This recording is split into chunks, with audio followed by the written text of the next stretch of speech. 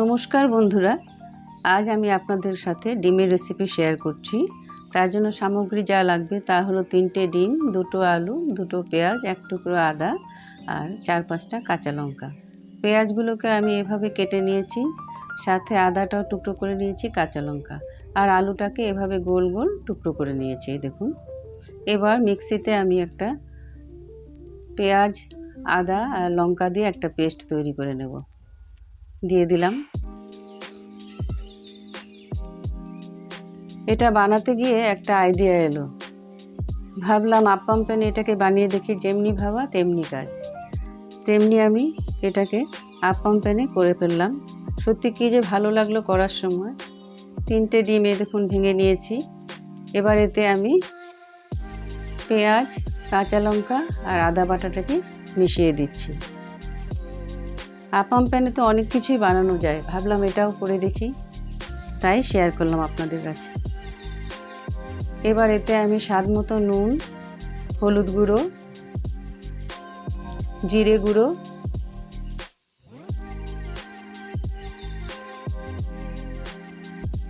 ধনে গুঁড়ো,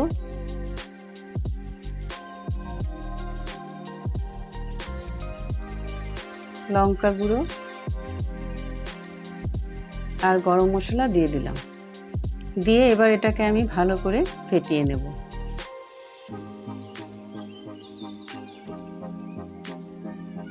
এই দেখুন ভালো করে ফেটিয়ে নিচ্ছে আমি।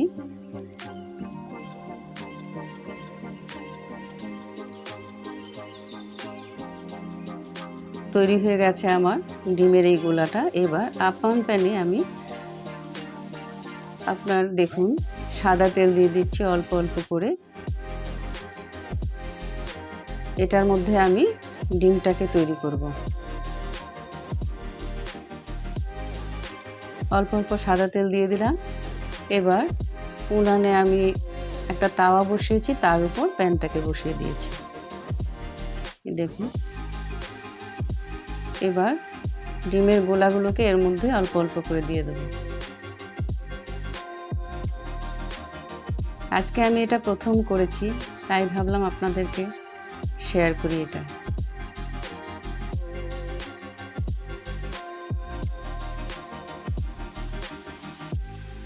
এভাবে সমস্ত গোলাগুলোকে সবগুলোর মধ্যে দিয়ে দিলাম। দেখুন, এবার ঢেকে দিচ্ছি। এদিকে আবার আরেকটা পেঁয়াজ, কাঁচা লঙ্কা আর আদাটাকে আবার মিক্সিং জারে একটা পেস্ট তৈরি করে নিচ্ছি।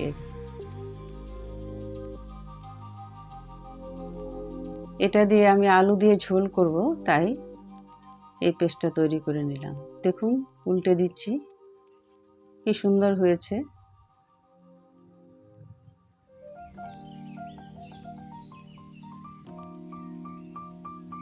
এভাবে এগুলোকে উল্টে দিচ্ছি আমি।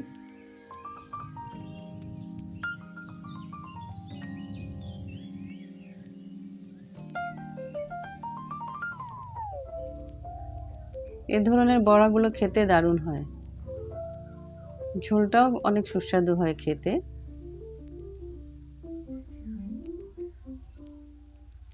তৈরি হয়ে গেছে আমার এগুলো। এবার আমি তেলে সাদা জিরে দিয়ে দিচ্ছি।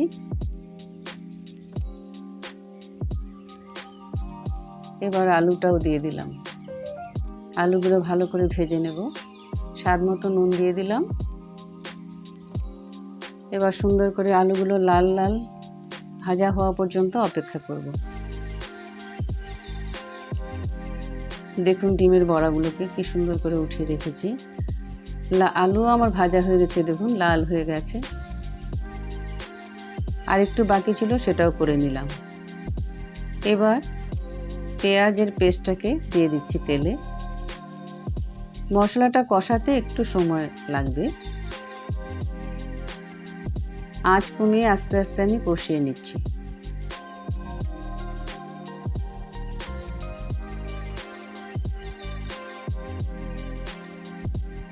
কাঁচা ভাবটা চলে যাওয়ার পর আমি হলুদ গুঁড়ো দিয়ে দিলাম।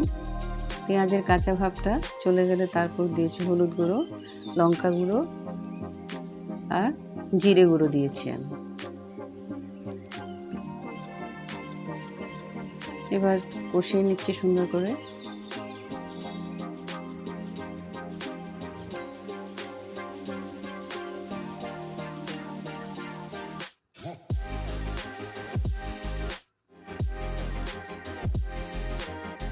স্বাদ মতো নুন দিয়ে দিলাম। কষাতেই যা একটু সময় লাগে, না হলে খুব একটা বেশি সময় নেয় না এটা তৈরি হতে। প্রথমে আমি এমনি কষিয়ে নিচ্ছি, তারপর একটু একটু জল দিয়ে কষাবো। দেখুন আলুও দিয়ে দিচ্ছি।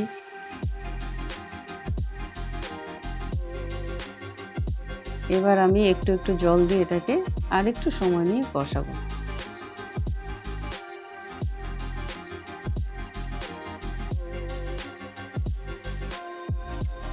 তা আপনাদের পুজোর কেনাকাটা তো নিশ্চয়ই হয়ে গেছে। সবার মনে খুবই আনন্দ, পুজোটাও এসে গেছে। দেখুন মশলাটাও ভাজা হয়ে গেছে। এবার আবার একটু জল দিয়ে আবার একটু কষিয়ে নিচ্ছি।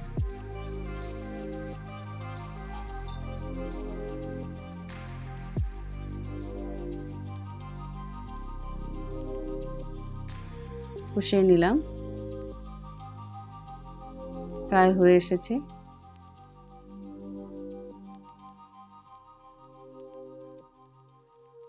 রংটাও খুব সুন্দর হয়ে এসেছে। দেখুন মশলাটা ভাজা হয়ে গেছে ভালো করে। এবার আমি আমার পরিমাণ মতো এটাতে ঝোল দিয়ে দিচ্ছি।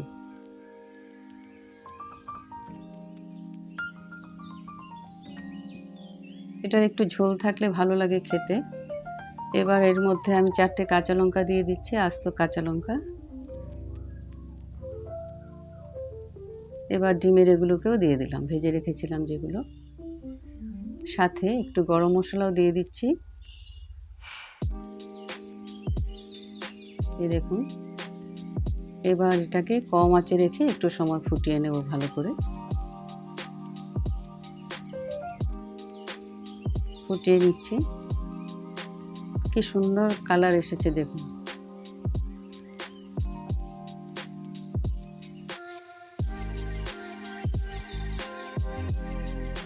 তৈরি হয়ে গেছে আমার এই ডিমের ঝোলটা।